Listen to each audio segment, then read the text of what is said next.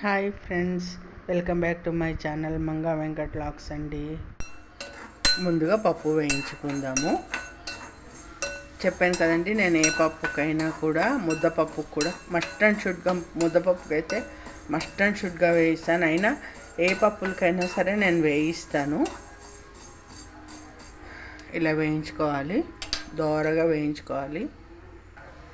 ఈ లోపల ఇందులో కుక్కర్లో కసిని నేను డైరెక్ట్ వండేస్తాను పప్పు. ఇందులో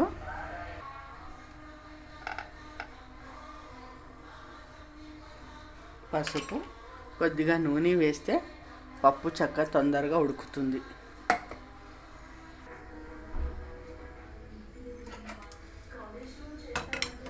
పప్పు వేగిపోయిందండి, ఇందులో వేసేస్తున్నాను. పప్పుచారు కోసం పప్పు ఉడికిందేమో చూద్దాము.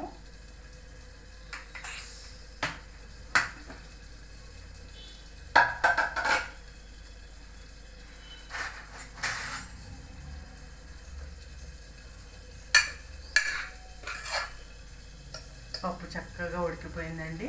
మేము ముద్దపప్పు కూడా ఇలాగే వండుకుంటాము, చూసారు కదా. దీన్ని ఇప్పుడు గిన్నెలోకి ట్రాన్స్ఫర్ చేసుకుంటానండి.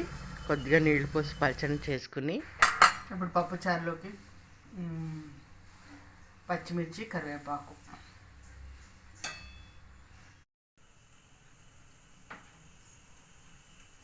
ఇందులోకి కచ్చా పచ్చగా దంచుకున్న కొబ్బరి, ఎండు కొబ్బరి అయినా పర్వాలేదు, పచ్చి కొబ్బరి అయినా పర్వాలేదు, ధనియాల పొడి,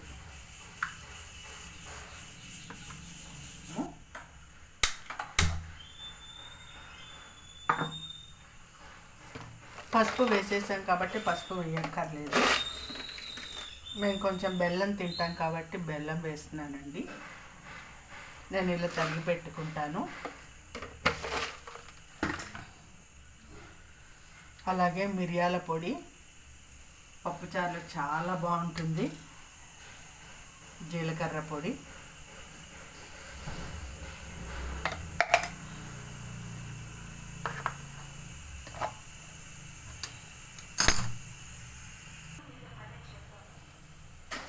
రుచికి సరిపడా ఉప్పు, సాంబార్ పొడి వేరుగా ఉంటుందండి, సాంబార్ పొడి వేయట్లేదు. మిరియాలు, ధనియాలు వేసాను. ఇంగువ, పచ్చి ఇంగువ కొంచెం వేస్తాను, రుచి బాగుంటుంది. అలాగే చింతపండు పులుసు,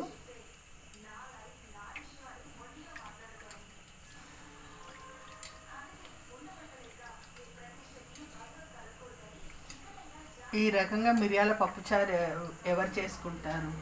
కొబ్బరి కూడానండి కచ్చా పచ్చాగా దంచుకోవాలి, బాగా మెత్తగా దంచేసుకోకూడదు. ఫ్రెష్దైనా వేసుకోవచ్చు, ఎండు కొబ్బరి అయినా వేసుకోవచ్చు. నా దగ్గర ఎండు కొబ్బరి ఉంది, వేశాను.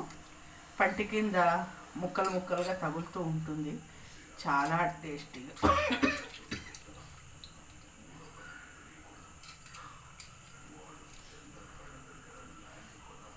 చింతపండు పులుసు పోసేసుకున్నాం కదా, అది మరగనిద్దాము.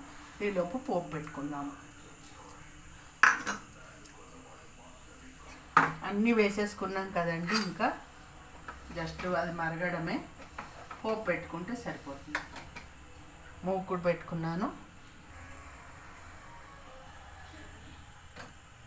మూకుడు పెట్టుకుని నూనె వేసుకున్నానండి.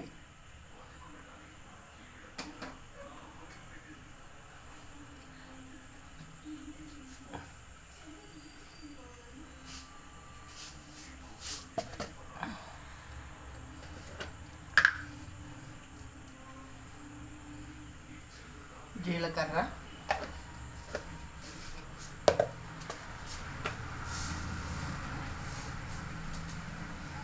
ఆవాలు, అవి వేగిపోయి ఎండుమిర్చి వేస్తున్నాను. చెప్పాను కదా, నేను ఎండుమిర్చి ఎప్పుడు కూడా లాస్ట్కే వేస్తాను. అలాగే పోపులో కూడా కొంచెం ఇంగువ వేసుకోవాలి.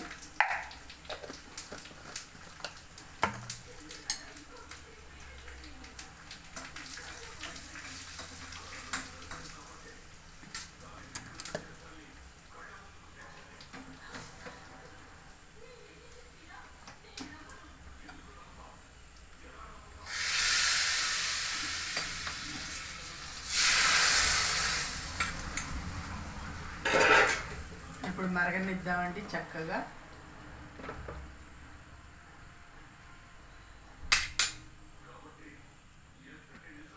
పోపు పెట్టిన తర్వాత ఇలా కడపేళ మంచిగా ఒక 5 నిమిషాలు అయితే మరగనిస్తానండి. మనం సాంబార్కి ఎలా అయితే మరిగిస్తామో, సాంబార్ ఎంత మరిగితే ఎంత టేస్ట్ ఉంటుందో అలాగే పప్పుచారు కూడా అంతే అండి. మరిగితే అంత రుచి వస్తుందన్నమాట. ఓకేనా? పప్పుచారు ఇలా ముక్కలు ముక్కలుగా ఉంటే చక్కగా మనకి పంట కిందకి తగులుతూ ఎంతో రుచిగా ఉంటుందండి. అలాగే బీరకాయ కారం పెట్టి కూర చూశారు కదా మీ కళ్ళ ముందే. జస్ట్ మనం తొక్కలు తీయడమే ఆలస్యమండి. బీరకాయ ఎంత గమ్మున మగ్గిపోతుందో మీకు తెలుసు కదా. సో ఇదన్నమాట బీరకాయ కారం పెట్టి కూర, మిరియాల పప్పుచారు. పప్పుచారుల్లో 3-4 రకాలు చేస్తామండి.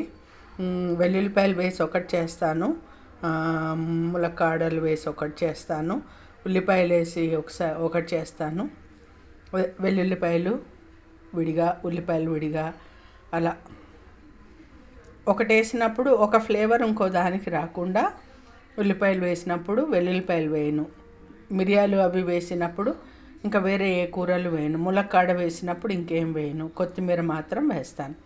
అలా అన్నమాట. చాలా బాగుంటుందండి.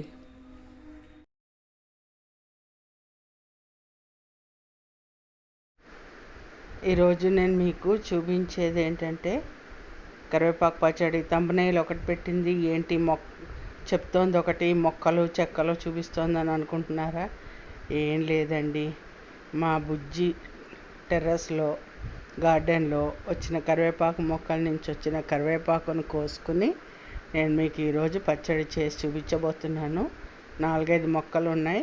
ఆ 4-5 మొక్కలకి వచ్చిన కరివేపాకును కోసుకుని నేను మీకు పచ్చడి చూపించబోతున్నాను. లాస్ట్ టైం కరివేపాకు పొడి కూడా దాంతోటే చేశానండి. మా ఇంట్లో వచ్చిన కరివేపాకుతోటే. పాపం మాకు బాగానే ఇస్తోంది. చూశారు కదా కరివేపాకు పొడి, కరివేపాకు పచ్చడి కావాల్సిన పదార్థాలు ఏంటంటే చిన్న నిమ్మకాయ సైజు అంత, అంటే మన క్వాంటిటీని బట్టండి. నేను కొంచెం చేస్తున్నాను. 1 కప్పు కరివేపాకు తీసుకున్నాను. దానికి తగ్గట్టుగా చింతపండు, నేను చిన్న నిమ్మకాయ సైజు అంత చింతపండుని వేడి నీళ్ళలో నానబెట్టుకున్నాను. అలాగే దీనికి పోపు దినుసులు ఏంటంటే శనగపప్పు, మినపప్పు, ఆవాలు, మెంతులు, ఇంగువ, ధనియాలు, జీలకర్ర, ఎండుమిర్చి, బెల్లం తినేవాళ్ళు కొంచెం బెల్లము తీసుకోవాలి. నేను చూశారు కదా ఇందులో కారము అంటే మనకి ఎండుమిర్చి కారమే కాబట్టి మీరు చేసుకునే పచ్చడిని బట్టి నేనైతే ఒక 10-15 మిరపకాయలు వేసాను. నాకు ఒక బత్తాయికాయ సైజు అంతా పచ్చడి అయిందండి అప్రాక్సిమేట్లీ.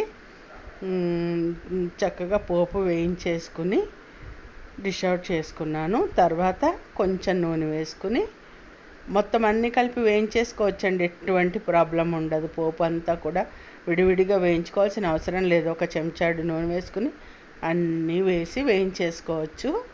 చివర్లో ఎండుమిర్చి వేయాలి మాడిపోకుండా ఉండడం కోసం అని. ఎప్పుడు కూడా నేను అదే చెప్తాను మీకు, ఎప్పుడు కూడా ఎండుమిర్చి మాత్రం చివర్లో వేయండి పోపు వేయించుకునేటప్పుడు. చక్కగా పోపు వేయించి తీసేసుకున్నాను. ఆ తర్వాత చూసారు కదా మరి కొంచెం నూనె వేసుకుని, ఎక్కువ నూనె ఏం పట్టదండి, 1 చెంచాడు నూనె వేసుకుని కరివేపాకు కూడా చక్కగా కరకరలాడిలా వేయించుకున్నారనుకోండి చక్కగా పచ్చడి నిలవ ఉంటుంది, పాడవకుండా, ఎన్ని రోజులైనా కూడా పాడవకుండా ఉంటుందన్నమాట. చింతపండుని వేడి నీళ్ళలో ఉడకపెట్టుకోవాలి. అలాగే కరివేపాకు కూడా బాగా వేగాలన్నమాట. నేను ఇదివరకు కూడా చెప్పాను మీకు, ఉప్పు కారం సరిగ్గా ఉంటే పచ్చడి ఎన్ని రోజులైనా పాడవకుండా ఉంటుంది. అలాగే మనం చేసుకునే విధానంలో కూడా మనం చేసుకున్న తర్వాత పచ్చడి తడి పొడి చెంచాలు పెట్టకూడదు, అందువల్ల ఎన్ని రోజులైనా ఉంటుంది. చూసారా నేను డిష్లో కొంచెం పోపు అట్టే పెట్టేశాను. ఇది మా అమ్మగారు అలవాటు అనమాట. చిన్నప్పటి నుంచి కూడా మా అమ్మగారు పచ్చళ్ళు ఇప్పుడు చాలామంది పైన పోపేస్తారు, కానీ మా అమ్మగారు ఏం చేసేవారంటే వేయించుకున్న పోపునే కొంచెం తీసి పక్కకు పెట్టేవారనమాట. మిరపకాయలు అవన్నీ కూడా వేసేసేవారు. కావాలంటే మనం అవి కూడా ఉంచుకోవచ్చు అనుకోండి. మళ్ళీ ప్రత్యేకంగా పోపు వేయక్కర్లేదు దాంట్లో. చక్కగా పోపు కొంచెం పక్కకు పెట్టేసుకుని మనము ఇవన్నీ వేసి మిక్సీలో రుబ్బేసుకోవడమే. అంతే, అన్నీ వేగాయి అనుకోండి. చూశారు కదా, నేను అన్నీ వేసేసాను, పోపు కరివేపాకు అన్నీ వేసేసాను. అలాగే వేడి నీళ్ళలో నానబెట్టుకున్న చింతపండు అవి ఒకసారి మిక్సీ పట్టేసుకున్న తర్వాత పైనుంచి చింతపండు బెల్లం కూడా వేసేసుకుని చక్కగా రుబ్బేసుకోవడమే. రుబ్బేసుకున్న తర్వాత ఆ పోపు, మిగిలిన పోపు ఇందులో కలిపేసుకుంటే చక్కగా తినేటప్పుడు మనకి నోట్లో పలుకులు తగులుతూ ఉంటాయన్నమాట. నిజంగా ఎంత అద్భుతంగా ఉంటుందోనండి, చెప్తే నమ్మరు మీరు. చాలా చాలా రుచిగా ఉంటుంది. నేనైతే నూనె వేసుకొని తింటానండి. మా వారు నెయ్యి వేసుకుంటారు, కానీ చెప్పాను కదా, నేనైతే నూనె వేసుకుంటాను. చక్కగా కొంచెం తీయగా పుల్లగా చక్కగా కరివేపాకు ఫ్లేవర్ తోటి అద్భుతమైన రుచి ఉంటుందండి. నేను మాటల్లో చెప్పడం కాదు కానీ చూశారు కదా, చక్కగా నూనె వేసుకున్నాను. నేను కరివేపాకు పొడి చేసినప్పటి నుంచి ఈరోజు వరకు రోజు ఎడిటింగ్ చేస్తున్నాను. హాయ్ ఫ్రెండ్స్, మీకు ఈరోజు ఎంతో ఈజీగా బ్యాచిలర్స్ కూడా చేసుకునేంత ఈజీగా బీన్స్ కొబ్బరి కూర చూపించబోతున్నానండి. ముందుగా బీన్స్ని చిన్న ముక్కలుగా చేసుకొని కుక్కర్లో ఒక 2 విజిల్స్ రానిచ్చేసుకోవాలి. ఆ తర్వాత మిక్సీ జార్లో కొబ్బరి, మన కారంకి తగ్గట్టుగా 2-3 పచ్చిమిరపకాయలు వేసి మిక్సీ పట్టేసుకోవాలి. ఆ తర్వాత మళ్ళీ మూకుడు పెట్టుకొని 2 చెంచాల నూనె వేసుకొని మినపప్పు, జీలకర్ర, ఎండుమిర్చి, ఇంగువ వేసేసుకుని అది వేగిన తర్వాత కొబ్బరిని, కరివేపాకు వేసేసి వేయించుకోవాలి.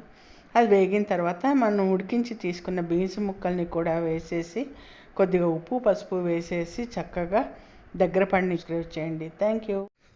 హాయ్ ఫ్రెండ్స్, మా టెర్రస్ గార్డెన్లో వచ్చిన గోంగూరతోటి పచ్చడి చేయబోతున్నాను. పచ్చిమిరపకాయలతో కూడా చేసినా కూడా నెల రోజులు నిలవ ఉంటుంది. ముందుగా కొంచెం నూనె వేసుకొని 2 చెంచాల ఆవాలు, 2 చెంచాల మెంతులు, కొంచెం ఇంగువ వేసి వేయించేసుకోవాలి. అలాగే వేయించుకుని 200 గ్రాముల మిరపకాయలు కూడా వేసి వేయించి తీసుకున్నాను. ఆ తర్వాత మళ్ళీ మూకుట్లో నూనె పోసుకుని 1/4 కిలో పచ్చిమిరపకాయలు వేసి పైనుంచి ఈ గోంగూర కూడా వేసేసి బాగా వేగనివ్వాలి. పచ్చిమిరపకాయలు బాగా వేగిన తర్వాత మాత్రమే గోంగూరను వేయాలి. అలాగే కొద్దిగా చింతపండు వేయాలండి, అయితేనే టేస్ట్ బాగుంటుంది. అది వేగిన తర్వాత మొత్తం అన్నీ కలిపి మిక్సీలో పట్టేసి ఉప్పు, పసుపు వేసేసి మిక్సీ పట్టేసుకోవాలి. వెల్లుల్లిపాయలు ఇష్టం ఉన్నవాళ్ళు కొంచెం నూనె కాచుకొని వెల్లుల్లిపాయలు వేయించుకుని పైనుంచి కలుపుకుంటే యమ్మీ గోంగూర పచ్చడి రెడీ. మీకు నచ్చినట్టయితే లైక్ చేయండి, షేర్ చేయండి, సబ్స్క్రైబ్ చేయండి. హాయ్ ఫ్రెండ్స్, చాలామందికి గుడిలో పులిహోర ప్రసాదం చాలా నచ్చుతుందండి. అది ఎలా చేస్తారో, అంత రుచిగా ఎలా ఉంటుందో అనుకుంటారు కదా. ఇలా చేయండి. 1 చెంచాడు ఆవాలు రుబ్బుకోండి, లేదా పిండి రెడీగా ఉంటే నీళ్ళలో కలిపి అట్టే పెట్టుకోండి. ఉడికించిన అన్నంలో చల్లారిన తర్వాత నూనె వెచ్చిపెట్టుకుని పల్లీలు, శనగపప్పు, మినపప్పు, ఆవాలు, ఇంగువ కూడా వేసి వేయించుకోవాలి. అలాగే పసుపు కూడా ఇలా నూనెలో వేయించుకోండి. కొంతమంది పచ్చిదే వేస్తారు, కానీ ఇలా చేశారంటే చాలా రుచిగా ఉంటుంది. మళ్ళీ కొంచెం నూనె వేసుకుని ఎండుమిర్చి, పచ్చిమిర్చి, కరివేపాకు వేయించేసుకుని అది వేగిన తర్వాత చింతపండు పులుసు, బెల్లము, ఉప్పు వేసేసారంటే పుల్లగా, తీయగా, ఉప్పుగా, చక్కగా కారంగా మిరపకాయలతో సహా అన్నీ తినేస్తారండి. అంత రుచిగా ఉంటుంది. ఇదంతటినీ కలిపేసుకుని చివరిలో ఆవ కలుపుకున్నారంటే అద్భుతమైన గుడిలో ప్రసాదం లాంటి పులిహోర రెడీ. తప్పకుండా ట్రై.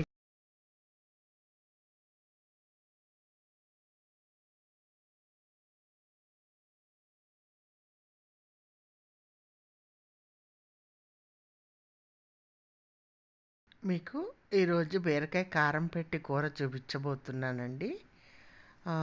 దీనికి మనం కూర కారం కొట్టుకున్నాం కదండి, అదే అన్నమాట. బీరకాయ కూర అయితే చాలా చాలా ఈజీ అండి. బీరకాయకి తొక్క తీసినంతసేపు పట్టదు బీరకాయ కూర వండుకోవడానికి, కారం రెడీగా ఉంటేను.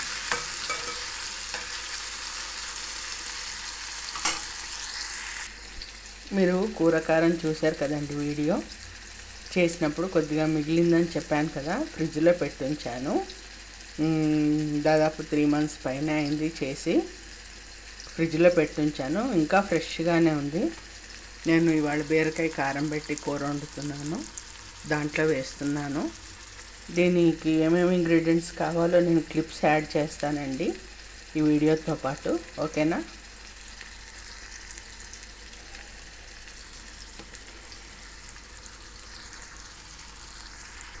ఇందులో ఉప్పుతో సహా, చింతపండు ఉప్పుతో సహా వేసేసానండి. మీరు కావాలంటే ముక్కలు గుత్తిలాగా గుత్తి వంకాయ కూరలాగా బీరకాయని కూడా గుత్తిలాగా చేసుకుని అందులో చేసుకోవచ్చు. నేను 1/2 కిలో బీరకాయ తీసుకున్నాను, అరకిలో బీరకాయ తీసుకున్నానండి. అందులో 3 చెంచాల కారం వేస్తున్నాను, సరిపోతుందండి. లేదు ఒకవేళ టేస్ట్ చూసి కలుపుకున్న తర్వాత టేస్ట్ చూసి సరిపోలేదు అని అనిపిస్తే, కారము ఉప్పు పులుపు సరిపోలేదనిపిస్తే ఇంకా కొంచెం వేసుకోండి, అంతే. చూసారా, జస్ట్ నూనె పెట్టేసుకుని ముక్కలు మగ్గబెట్టేసుకుని అందులో పొడి వేసేసుకోవడమే. ఎంత ఈజీ కదా, అన్నీ రెడీగా ఉంటే. డిష్ అవుట్ చేసేసుకుందాము. నచ్చినట్టయితే కనుక పక్కన బెల్ ఐకాన్ ఉంటుందో అది ప్రెస్ చేశారంటే అలానే నోటిఫికేషన్ వస్తుంది. అది నొక్కారంటే నేను చేసే వీడియోస్ నోటిఫికేషన్స్ అన్నీ మీకు వస్తాయి. తప్పకుండా లైక్ చేయండి, షేర్ చేయండి, సబ్స్క్రైబ్ చేయండి, ఓకేనా ఫ్రెండ్స్. తప్పకుండా ట్రై చేయండి ఈ వంటల్ని, ఓకేనా. Thank you.